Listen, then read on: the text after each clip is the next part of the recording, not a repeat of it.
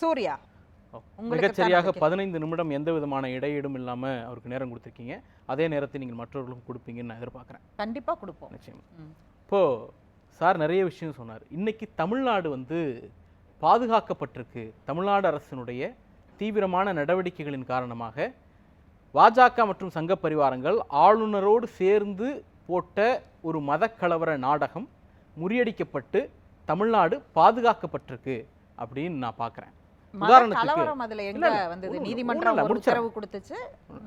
நீதிமன்ற உத்தரவு அவர்களுக்கு ஃபேவரான உத்தரவு கிடையாது. நீதிமன்ற உத்தரவு ஹைகோர்ட்டினுடைய ஆர்டர் ரொம்ப தெளிவா இருக்கு. போலீஸ் சொன்ன ஸ்டேட்மெண்ட்டை 3 பாயிண்ட்டை சொல்லி போலீஸ் சொன்ன ஸ்டேட்மெண்ட் மூலமாக எந்த இடத்திலும் இந்த மாதிரியான பூஜைகளோ ஆன்மீக நடவடிக்கைகளோ தடை செய்யப்படலை அப்படிங்கிறதை இந்த நீதிமன்றம் உணர்கிறது. அதன் அடிப்படையில் அவதூறு மற்றும் வன்மம் நிறைந்த கருத்துக்களை பரப்பக்கூடியவர்கள் மீது கண்டனத்தை தெரிவித்துக் கொள்கிறது அப்படின்னு வழக்கு போட்டவர்கள் பொய் பரப்பிய நிர்மலா சீதாராமன் மற்றும் ஆளுநர் மீது தான் அந்த கண்டனம் இருக்கிறதே தவிர அரசுக்கு நீதிமன்றம் எந்த விதமான குட்டும் வைக்கல. ஏன்னா போலீஸினுடைய ஸ்டேட்மெண்ட்டை அல்லது அரசு தரப்பு ஸ்டேட்மெண்ட்டை வரிசையாக வைத்து இதன் அடிப்படையில் எங்கேயும் பிரச்சனை இல்லை அப்படின்னு நாங்கள் ஏற்றுக்கிறோம் தான் நீதிமன்ற தீர்ப்பில் இருக்கு. பக்கம் 3, 4, 5 நீங்கள் வாசித்து பார்த்துக்கலாம். இப்போ நம்முடைய கேள்வி எங்கே வருது அப்படின்னா, முதல்ல ஊடகங்களுக்கு, தமிழ்நாட்டு ஊடகங்களுக்கு ஒரு வகையில் இன்னைக்கு நன்றி சொல்லணும். ஆளுநர் கோதண்டராமன் கோயிலுக்கு போறார், வழிபடுறார், திரும்பி அங்க ஒரு பதட்டம் இருக்கிறது, அங்க ஒரு அடக்குமுறை இருக்கிறது, அங்க இருக்கக்கூடியவர்கள் கண்களிலே ஒரு பயம் இருக்கிறது, கண்ணுக்கு தெரியாத மிரட்சி இருக்கிறது அப்படின்னு சொல்றார்.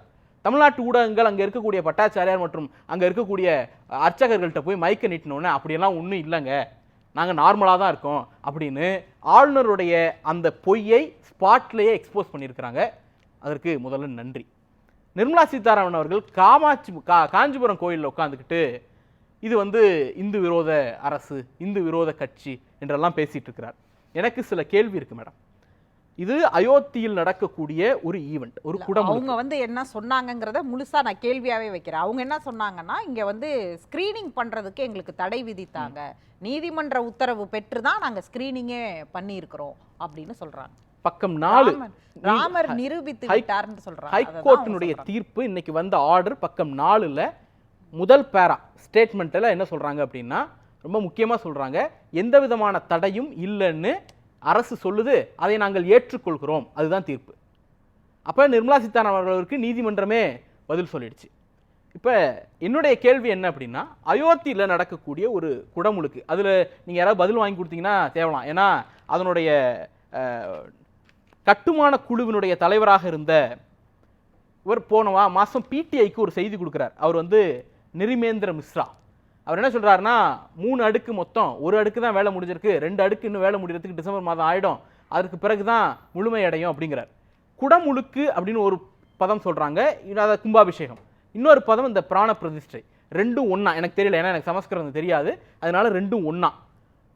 குடமுழுக்கு தான் இதுன்னா இதோட முடிஞ்சிடுச்சா, இல்ல பிராண பிரதிஷ்டை உயிரூற்ற நிகழ்ச்சி அப்படின்னா தனியா குடமுழுக்குன்னு முழுசா கட்டி முடிச்சு ஒன்று வைப்பீங்களா, இது ஒரு சந்தேகம்.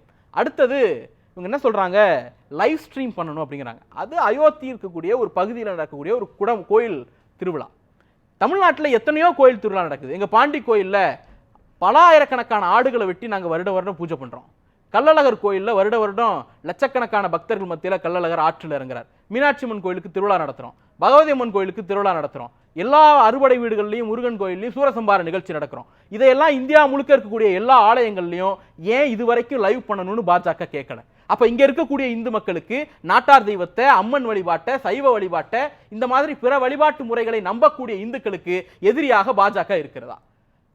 இந்தியா முழுக்க லீவ் விடுறீங்க, எய்ம்ஸுக்கு லீவ் விட்டுட்டு வாபஸ் வாங்குறீங்க, ஜிப்மருக்கு லீவ் விட்டுட்டு ஓபியை கேன்சல் பண்றீங்க. அதே போல என்றைக்காவது இங்க இருக்கக்கூடிய கள்ளழகருக்கோ, காமாட்சி அம்மனுக்கோ, மீனாட்சி அம்மனுக்கோ இந்தியா முழுக்க நாங்க விடுமுறை விடுறோம் அப்படின்னு உங்களால சொல்ல முடியுமா? அது எப்படி முடியும்? முடியாது. இல்ல, அறநிலையத்துறை அமைச்சர் தமிழ்நாட்டுல அது ஒரு பார்ட்டா நடந்துகிட்டு தானே இருக்கு. 20 கோயில்களுக்கு கும்பாபிஷேகம் நடத்தி இருக்கிறோம் இன்னைக்கு கூட சொல்றாரு. லைவ் ஸ்ட்ரீமிங் பண்றோம். அதான் கேக்குறேன், 1000 சொச்சம் கோயிலுக்கு, கிட்டத்தட்ட 1200 கோயிலுக்கு இந்த 2 ஆண்டுகள்ல குடமுழுக்கு நடத்தி முடிச்சிருக்கோம். இந்த 1200 கோயிலையும் இந்தியா முழுக்க லைவ் ஸ்ட்ரீம் பண்ணணும்னு என்னைக்காவது பாஜக கோரிக்கை வைத்திருக்கிறதா? அப்ப இதையெல்லாம் வைக்க முடியாதவர்கள் ராமர் கோயிலுக்கு மட்டும் ஏன் வைக்கிறாங்க? அப்ப இந்துவின் ஏக கடவுளாக இவர்கள் இஸ்லாமியர்களை மட்டும் எதிர்க்கல, கிறிஸ்தவர்களுக்கு மட்டும் மாற்றாக வைக்கல, இந்து மக்களுக்குள்ளாக இருக்கக்கூடிய பல்வேறு நம்பிக்கைகளையும் ஒழித்து கட்டிவிட்டு இந்து மக்களின் ஏக கடவுளாக முனியப்பன் கிடையாது, வேற மீனாட்சி அம்மன் கிடையாது, காமாட்சி அம்மன் கிடையாது, ஒரு அம்மனும் கிடையாது, ஒரே கடவுள் ராமன், சைவம் கிடையாது, வைஷ்ணவம் கிடையாது, ஒண்ணும் கிடையாது, ராமர் மட்டும்தான் அப்படின்னு ஏகத்துவத்தை நோக்கி இவர்கள் நகர்த்துகிறார்கள். இது ஆபத்தான போக்கு அப்படிங்கிறது தான் நம்முடைய கேள்வி. இல்ல அங்க ராமரை கும்பிடுறாங்க, இங்க வந்து பாத்தீங்கன்னா ஒவ்வொருத்தவங்களுக்கும் ஒவ்வொரு மாதிரியான வழிபாடு இப்ப நீங்க குறிப்பிட்டது மாதிரி இருக்கு. அவங்கவுங்க வழிபாட்டை கும்பிட்டுட்டு போயிட்டு தானே இருக்காங்க. அதை வைத்து யாரும் இங்க பிரச்சனை பண்ணலையே. அதுதான் மேடம், அவங்கவுங்க வழிபாட்டை கும்பிட்டு போக வேண்டியது. அவங்க வழிபாட்டை அவங்க முன்னிறுத்துறாங்கங்கறாங்க. அவங்க லைவ் ஸ்ட்ரீமிங் பண்ணணும்னு ராமருக்கு ஃபோர்ஸ் பண்றீங்களா? இந்துக்களின் அத்தாரிட்டின்னு நீங்க உங்களை கிளைம் பண்றீங்க பிஜேபி. ராமருக்கு செய்ய வேண்டிய அதே விஷயத்தை எங்கள் முனிக்கு ஏன் செய்யல, எங்க மீனாட்சி அம்மனுக்கு ஏன் செய்யல? இதுதான் கேள்வி. ரெண்டாவது, மற்ற கடவுள்களைப் போல வெறும் ஆன்மீகமாக ராமரை அணுக முடியவில்லை. ஏன் அப்படின்னா பாஜக ராமரை அந்த அளவிற்கு கடந்த காலத்தில் நிகழ்காலத்தில் பயன்படுத்தி இருக்கிறது. ராமாயணம், ராமர் அப்படின்னா உங்களுக்கு என்ன ஞாபகத்துக்கு வரும்? 90களுக்கு முன்னாடி அது ரொம்ப சிம்பிளா அனுமர் ஞாபகத்துக்கு வருவார், சீதை ஞாபகத்துக்கு வருவார், லட்சுமணன் ஞாபகத்துக்கு வருவார், என்னை போன்றவர்களுக்கு சம்புகன் ஞாபகத்துக்கு வருவார். இப்படி பல தரப்பட்ட விஷயங்கள் ஞாபகத்துக்கு வரும். ஆனால் 90களுக்கு பிறகு ராமர்னு சொன்னா காவி கலரு, இந்தியா முழுக்க பாஜக ராமரின் பெயரால் நடத்திய வன்முறை வெறியாட்டங்கள், ராமரின் பெயரால் இந்தியாவில் நடத்திய கலவரங்கள், பாஜக ராமரை முன்னிறுத்தி எல்லாமே உச்சநீதிமன்ற தீர்ப்புக்கு பிறகுதானே நடந்திருக்குது. இது எல்லாமே உச்சநீதிமன்றத்துல தீர்ப்பு. அதன் பிறகு இப்ப ஒரு சிறுபான்மையினரை போய் நீ ஜெய் ஸ்ரீராம் சொல்லுன்னு அடிக்கல, உத்தரப்பிரதேசத்துல அடிக்கல, மத்திய பிரதேசத்துல அடிக்கல. அப்ப மத சிறுபான்மையினரை, சாதி வழி சிறுபான்மையினரை, இந்து மதத்திலேயே இருக்கக்கூடிய பிற்படுத்தப்பட்ட பட்டியலின சமூகத்தை சேர்ந்தவர்களை அச்சுறுத்துவதற்கான ஆயுதமாக கடந்த காலங்களிலும் தற்போதும் பாஜக ராமனை பயன்படுத்தி இருக்கிறது. ராம பக்தர்களை பாஜக அவமானப்படுத்தி இருக்கிறது. இந்து மதத்திற்குள்ள இருக்கக்கூடிய பிற நம்பிக்கை சேர்ந்தவர்களை அவமானப்படுத்துது. ராமரை தன்னுடைய அரசியலுக்கு பயன்படுத்தியதன் மூலமாக பாஜக ராம பக்தர்களையும் அவமானப்படுத்தி. இது அரசியலுக்கு பயன்படும் அப்படின்னு நீங்க உறுதியா நம்புறீங்களா? அவர்கள் பயன்படுத்துறாங்கிறதுக்கு நிகழ்கால சாட்சி தமிழ்நாட்டில் இன்னைக்கு கோர்ட்லயும் அது ப்ரூவ் ஆயிருக்கு. நேற்று அமைச்சரும் சொல்லியிருக்கிறார் எந்த இன்ஸ்ட்ரக்ஷனும் அப்படி நடக்கல அப்படின்ட்டு. வழிபாட்டை தடுக்கலங்கிறதுக்கு மிகச்சிறந்த உதாரணம் கலைஞர் வீட்டு வாசல்ல இருக்க கோயில்ல போய் இவரு பாஜகவினுடைய தலைவர் அண்ணாமலை வழிபட்டு இருக்கிறார்.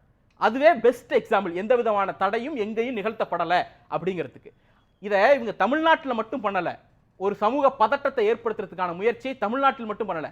வெஸ்ட் பெங்கால்ல போய் போன ஆண்டு போட்ட இபி சர்க்குலர், அதாவது மெயின்டெனன்ஸ்க்காக சில பகுதிகளில் ஷட் டவுன் பண்ணுங்கிற சர்க்குலரை எங்கெல்லாம் ராம பூஜை நடக்குதோ அங்கெல்லாம் கரண்ட்டை கட் பண்ணிட்டாங்க அப்படின்ட்டு ஐடி செல்லுடைய பாஜக ஐடி செல்லுடைய தலைவர் வதந்தி பரப்புகிறார். அது அந்த மாநிலத்தில் எதிரொலிக்குது. இதே மாதிரி எங்கெல்லாம் எதிர்க்கட்சிகள் ஆளுகிறார்களோ அங்கெல்லாம் அரசியல் பண்றாங்க. இன்னைக்கு அவங்களுக்கு ஒரு ஆஸ்பீசியஸ் டே தானே மேடம். இதுவரைக்கும் 2000-3000 ஆண்டுகளில் இல்லாத நாள், வரலாற்றில் பொன்னாள் அப்படின்லாம் சொல்றாங்கல்ல. அந்த பொன்னாளை கொண்டாடுவதை விட எதிர்க்கட்சிகளை விமர்சிப்பதில் தான் அவர்கள் குறியா இருந்திருக்கிறாங்க.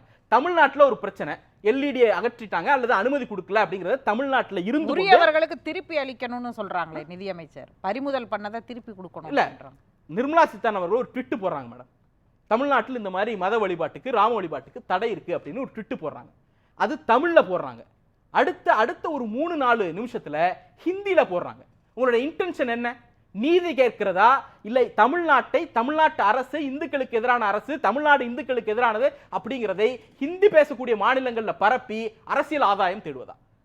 இதுதான் நோக்கம். அரசியல் ஆதாயம் தேட. ஏன்னா அவங்க தமிழர், அவங்களுக்கு தமிழ் தெரியும். இங்க பிரச்சனையை ரைஸ் பண்ணக்கூடிய தமிழ்நாட்டில் தமிழ் எல்லாருக்கும் தெரியும். இங்கிலீஷ்ல போட்டீங்கன்னா எல்லாருக்கும் புரிய போகுது. ஹிந்தியில போறதுக்கான நோக்கம் என்ன? பச்சையான அரசியல் நோக்கம் அன்றி வேற ஒண்ணுமே கிடையாது. இன்னொன்னு, இவர்கள் சார் சொன்னாங்க ஓட்டு வங்கி மதவாதிகள் எதிர்ப்பவர்கள்லாம் அப்படின்னாங்க. சங்கராச்சாரியர்கள் எதிர்க்கிறார்கள், சுப்பிரமணிய சாமி எதிர்க்கிறார். சங்கராச்சாரியார்களும் சுப்பிரமணிய சாமி 2 கருத்துல எதிர்க்கிறாங்க. ஒன்னு, மோடியினுடைய பிறப்பு சார்ந்து அவர் அந்த சிலையை தொடக்கூடாது அப்படின்னு ஒரு சங்கராச்சாரியர் சொல்றார். மற்றவங்க எல்லாம் ஆலயம் முழுமை அடையல, அப்புறம் அவருக்கு திருமணமானவர் மனைவி இல்லாம இருக்கிறாரு அப்படின்னு 2-3 கருத்துக்களை சொல்றாங்க. இதுல அந்த பிறப்பு சார்ந்து அவர் மீது வைக்கக்கூடிய கிரிட்டிசிசம் இருக்குல்ல மோடி மீது, அதை நாங்கள் கண்டிக்கிறோம். பிறப்பு சார்ந்து மோடி அந்த இடத்துல போய் சிலையை தொடக்கூடாதுன்னு சொன்னா அதை நாங்க கண்டிக்கிறோம். எங்களுக்கு எந்த மாற்று கருத்தும் இல்ல. சார் சொன்னார் இல்லையா சனாதன ஒழிப்புங்கிறது, சங்கராச்சாரி சொன்ன எல்லாம் தான் உள்ள பூஜை எல்லாம் பண்ணாரு இல்ல, அதை கண்டிக்கிறோம். இது வரைக்கும் நாங்க கண்டிக்கிறோம். பிஜேபி சேர்ந்தவர்களை கண்டிக்க சொல்லுங்க. குறிப்பிட்ட அந்த சங்கராச்சாரி அப்படி சொன்னது தப்பு அப்படின்னு சொல்லுங்க. அப்ப இன்னொரு தரப்பு விமர்சனங்கள் இருக்குல்ல, அதாவது கோயில் முழுமையடையல, அரசியலுக்காக பயன்படுத்துறாங்க, அல்லது ஆகமமோ இல்ல அவங்க சொல்ற அந்த சம்பிரதாயமோ மீறி இருக்கிறது அப்படின்னு சொல்லக்கூடிய சங்கராச்சாரியர்களுக்கு பாஜகவினுடைய பதில் என்ன? ஒன்னு சங்கராச்சாரி சொல்றது சரியா இருக்கணும், இல்ல பாஜக சொல்றது சரியா இருக்கணும். பாஜகவினர் ரெண்டுமே சரிங்கிறாங்களே, எது சரி அப்போ? இந்த கேள்வி நமக்கு வருது இல்ல. எல்லாவற்றோட முக்கியமான ஒரே ஒரு விஷயம் சொல்றேன். வழிபாட்டு உரிமையை தமிழ்நாடு அரசு தடுக்குதுன்னு பாஜக சொல்வதற்கு எந்த விதமான தார்மீக உரிமையும் அவர்களுக்கு இல்லை. அதாவது தமிழ்ல வழிபடணும், தமிழ்ல குடமுழுக்கு நடத்தணும் அப்படிங்கிறது 100 ஆண்டு கால கோரிக்கை, பல ஆயிரம் ஆண்டுகளாக தமிழர்கள் கோரி வரக்கூடிய ஒரு விஷயம். அதை முதல் முறையாக நம்முடைய தஞ்சை பெரிய கோயிலில் நிகழ்த்தின போது தமிழிலும் சமஸ்கிருதத்திலும் அது நடத்தப்படும்னு பிரமாண பத்திரம் ஹைகோர்ட்ல தாக்கல் பண்ணப்பட்ட போது தமிழில் வழிபாடு நடத்த வேண்டும்ங்கிற அந்த போராட்டத்தை கோட் பண்ணி இது இஸ்லாமிய பயங்கரவாதிகளின் சதின்னு சொன்னார் ஹெச் ராஜா. அந்த ட்வீட் இன்னைக்கு இருக்கிறது. அடுத்தது உயர்நீதிமன்றம் ஒரு ஆர்டர் இதோட கனெக்ட் பண்றதுக்கான காரணம் இருக்கணும்ல. அதான் சொல்றேன், அது முடிச்சாதானே தெரியும். 8 அதாவது உயர்நீதிமன்றம் தமிழில் வழிபடக்கூடியது குறித்து சாத்தியக்கூறுகளை ஆராயுங்க அப்படின்னு குடமுழுக்கு செய்வது தொடர்பா ஒரு ஆர்டரை ஹெச்ஆர்என்சிக்கு பாஸ் பண்ணுது. ஹெச்ஆர்என்சி மேன்மை தாங்கிய குன்றக்குடி அடிகள், பேரூர் சாந்தலிங்க அடிகள், குமரகுரு சுவாமிகள் இவங்களை எல்லாம் போட்டு ஒரு குழு அமைச்சு மண்டல வாரியா கருத்து கேட்க அனுப்புறாங்க. 8/3/2023 நெல்லை தூத்துக்குடி மண்டலத்துக்கான கருத்து கேட்பு கூட்டம் நடந்த போது அங்க பாஜகவினுடைய மாவட்ட தலைவராக இருக்கக்கூடிய தயாசங்கர், பொதுச் செயலாளராக இருக்கக்கூடிய சுரேஷ், இந்து முன்னணியை சேர்ந்த முருகானந்தம் ஒரு சின்ன குழுவோட உள்ள பூந்து சமஸ்கிருதத்துல மட்டும்தான் குடமுழுக்கு நடத்தணும், தமிழ்ல வழிபாடு இருக்கக்கூடாதுன்னு ரகட பண்ணி அந்த கூட்டத்தை ரத்து செய்தார்கள். அப்ப என்ன நோக்கம் உங்களுக்கு? தமிழ்நாட்டில் தமிழர்கள் வழிபடக்கூடிய ஒரு விஷயம், தங்கள் சொந்த மொழியில் தங்கள் கடவுளை வழிபடணும்னு நினைக்கிறாங்கல்ல, அதை தடுக்கக்கூடிய பாஜக வழிபாட்டு உரிமையை பற்றி பேசுவதற்கு என்ன தகுதி இருக்கிறது? உங்களுக்கான கேள்விதான் அது, நீங்க தூக்கிட்டீங்க வேற. தூக்கிட்டா இதுல இஷ்யூ என்னன்னா, இதுல அடிப்படை உரிமைகள் எங்கேயும் பாதிக்கல அப்படின்னு சொல்றாரு. மத கலவரம் பத்தி பேசுறாரு. நான் இன்று நடந்திருக்கக்கூடிய ஒரு நிகழ்ச்சி உலகத்திலேயே இந்த நூற்றாண்டிலேயே பெரிய நிகழ்ச்சி. நான் யாரையும் குறை சொல்லி அவர்களை நிந்தித்து பேசுவதெல்லாம் தேவையில்லைன்னு நினைக்கிறேன். ஆனா ஏன் இன்றைய பிரச்சனை பூதாகரம் ஆச்சு அப்படின்னு சொன்னா, வெள்ளோடு அப்படின்ற ஒரு கிராமத்துல அந்த காவல் நிலையத்துல என்ன எழுதி கொடுக்குறாங்கன்னா, உங்களுடைய ஊர்ல இந்துக்கள் குறைவாக இருக்கிறார்கள், கிறிஸ்தவர்கள் அதிகமாக இருக்கிறார்கள், தேவாலயங்கள் இருக்கின்றன, அதனால நீங்க ராம ஜபம் பண்ணீங்கன்னா அந்த இடத்துல மத கலவரம் உண்டாகும் அப்படின்னு சொல்லி லெட்டர் இருக்கு. நான் வேணும்னா உங்களுக்கு இப்போ உடனடியா வாட்ஸ்அப்ல அனுப்புறேன், பாருங்க. அதே மாதிரி இன்னொரு நம்ம தென் திருப்பேரையில ரேவதின்றவங்க மனு கொடுத்துருக்குறாங்க. அதுக்கு அந்த காவல் நிலையம் என்ன சொல்லுதுன்னா, இந்த கோவில் இந்து அறநிலையத்துறைக்கு சொந்தமானது, அதனால அவங்கள்ட்ட அனுமதி வாங்கிட்டு வான்றாங்க.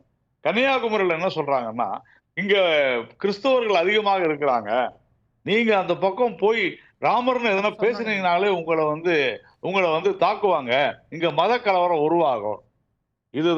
இதைத்தான் சொல்கிறோம், மதத்தை வைத்து அரசியல் செய்கிறார்கள் என்று. ஒன்று அவர் சொன்னாரு, இந்த இந்து அறநிலையத்துறை என்பது ஒரு சூப்பர்வைசரி பாடி. இந்து அறநிலையத்துறைக்கும் கோவிலினுடைய நிர்வாகத்திற்கும் எந்த தொடர்பும் கிடையாது. கோவில்கள் இந்து அறநிலையத்துறைக்கு சொந்தமானதும் கிடையாது. ஒரு நிமிஷம்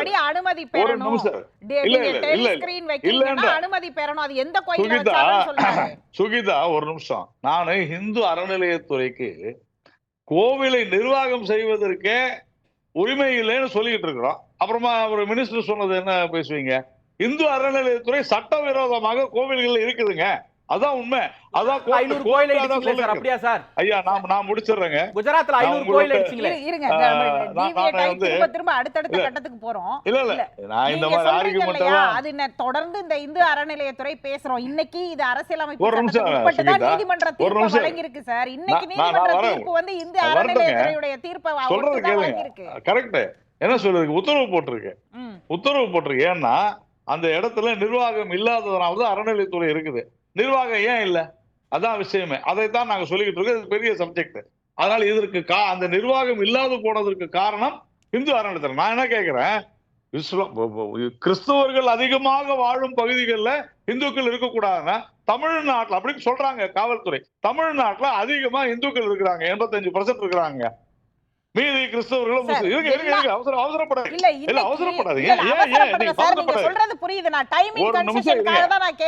நீங்க என்ன கேட்டீங்க, நான் சொல்றேன். நான் இதை முடிச்சிடுறேன், அப்புறமா நீங்க பேசுங்க. நான் கேட்கறது, ஒரு காவல்துறை, ஒரு அரசாங்கம் உங்கள் பகுதியில கிறிஸ்தவர்கள் அதிகமாக இருக்கிறார்கள், முஸ்லிம்கள் அதிகமாக இருக்கிறார்கள், அதனால நீங்க இந்த இடத்துல ராமஜபம் செய்யக்கூடாதுன்னா இன்னைக்கு தமிழ்நாட்டுல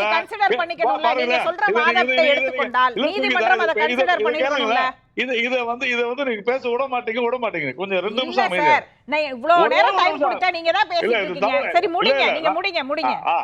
அப்போ ஒரு அரசாங்கம் சுருக்கமா அரசாங்கம் அப்படி சொல்லிச்சுன்னா, இதே அரசாங்கம் தமிழ்நாட்டுல இந்துக்கள் அதிகமாக இருப்பதால் இஸ்லாமியர்களும் கிறிஸ்தவர்களும் இனிமேல் எந்த வழிபாட்டு நிகழ்ச்சியும் நடத்தக்கூடாதுன்னு சொல்லுமா? சொன்னால் அபத்தமா இல்லையா? 15 நாள் கோயில் திருவிழா நடக்கும் சார் ஊர்ல. எல்லா இடத்துலயும் இந்த மாதிரியான திருவிழாக்கள்லாம் வந்து பொது இடங்கள்ல தான் வந்து ஸ்பீக்கர் போட்டு பேசுவாங்க. அது வந்து என்னைக்குமே சர்ச்சையானது இல்லையே. சுகிதா, நீங்க அதை போய் கவர்மெண்ட் சொல்லுங்கன்ற, அதான் நானும் சொல்றேன். அதான் சொல்லுங்கன்றேன். அனுமதி மறுக்கிறாங்க. அனுமதி மறுக்கிறாங்க. சொல்லுங்க. எங்களுக்கு முருகர் சூரசம்ஹாரம் நடக்கிறதோ, மீனாட்சி அம்மன் கோயில் கும்பாபிஷேகம் நடக்கிறதோ, இந்த மாதிரியான எந்த நிகழ்ச்சியிலையும் எந்த விதமான ரெஸ்ட்ரிக்ஷனையும் எந்த விதமான மேனேஜ்மெண்ட்டையும் நாங்கள் இது வரைக்கும் பண்ணல. ஏன் அப்படின்னா அதுவெல்லாம் வெறும் ஆன்மீகமாக இருக்கிறது. ராமரை வரலாற்று ரீதியாகவே பாஜக தன்னுடைய சொந்த அரசியல் லாபத்திற்காக, வன்முறை கருவியாக தன்னுடைய லாபத்திற்காக பயன்படுத்தி ராம பக்தர்களின் மனதையும் புண்படுத்தி இருக்கிறது. அதனால ஒரு பக்தர் போய் கேட்கறாங்கன்னா கொடுத்துருவாங்க மேடம். ஒரு இந்து முன்னணியோ அல்லது ஒரு சங்க பரிவார அமைப்புகள் யாரோ இது பண்றாங்கன்னா காவல்துறைக்கு அந்த நோக்கம் இருக்கும். ஏன்னா அவங்க வரலாறு அப்படி. காவல்துறை கடந்த கால ஹிஸ்டரி எல்லாம் எடுத்து பார்த்து தான் அனுமதி கொடுப்பாங்க. இன்னொன்று, நீதிமன்றத்தில் தெளிவாக சொல்லப்பட்டது என்னன்னா, ஃபங்க்ஷன்ஸ், பஜன்ஸ், அன்னதானம் that are conducted in a private enclosure like mandapam, private temple and any other temple places does not require any permission from the police. இது நீதிமன்றம் சொல்லல, போலீஸ் சொன்னது நீதிமன்றத்துக்கு. பேசலாம்.